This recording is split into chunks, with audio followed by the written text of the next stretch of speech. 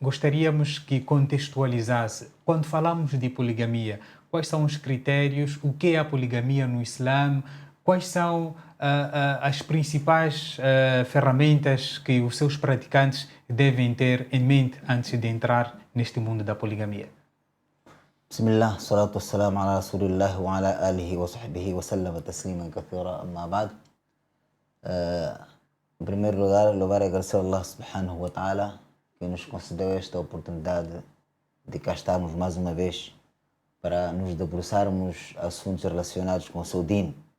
E sendo a nossa preocupação, a preocupação da Al-Furqan, abordar temas que possam consciencializar e educar cada vez mais a nossa sociedade muçulmana e em geral.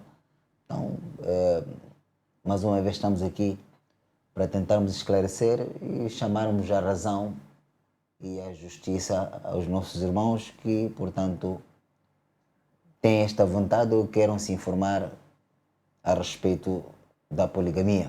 Tema este que se aborda em várias vertentes e situação esta que a maior parte das pessoas, independentemente da sua crença, estão a praticar no dia a dia. Então, a poligamia, à luz do Islã, em primeiro lugar, na definição da poligamia, significa casar mais de uma mulher ao mesmo tempo. Casar mais de uma mulher ao mesmo tempo chama-se poligamia, não tem uma definição tão longa.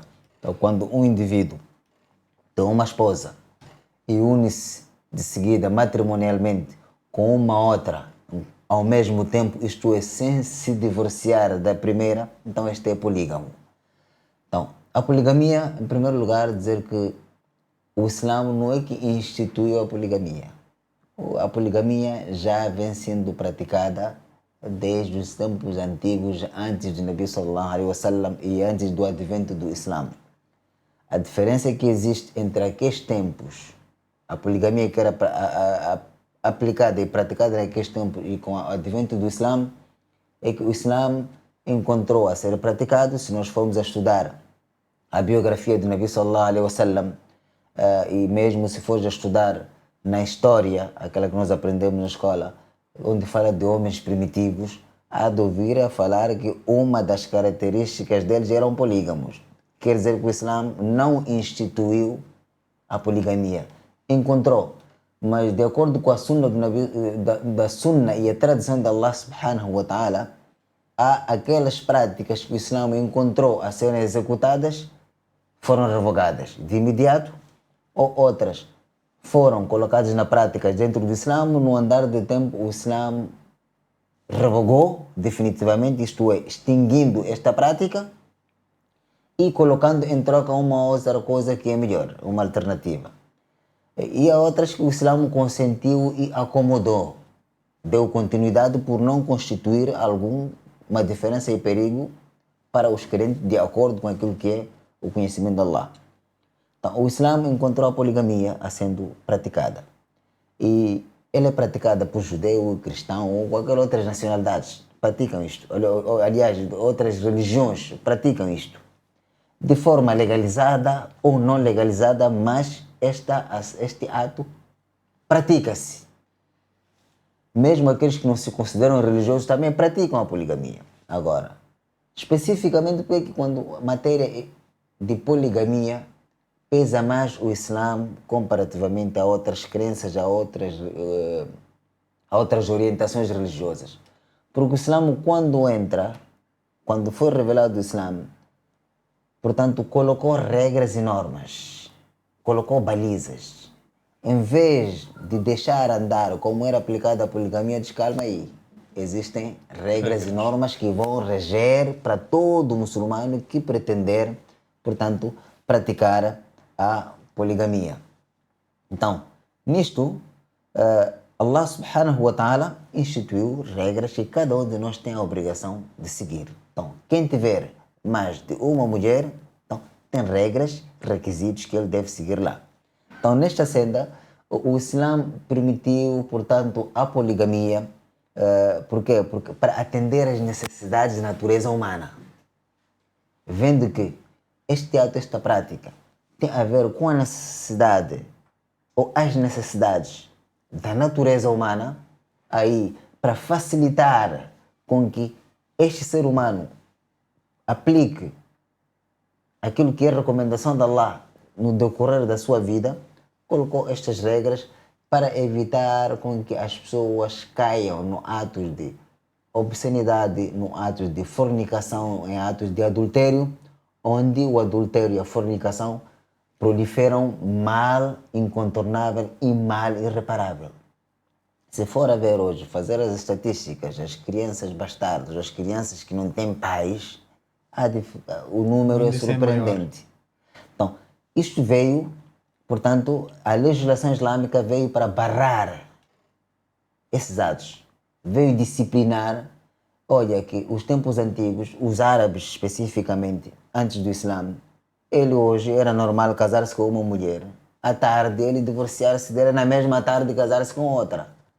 E assim sucessivamente. Então, em um mês, ele podia desposar-se de 7, 8, 9, 10 mulheres.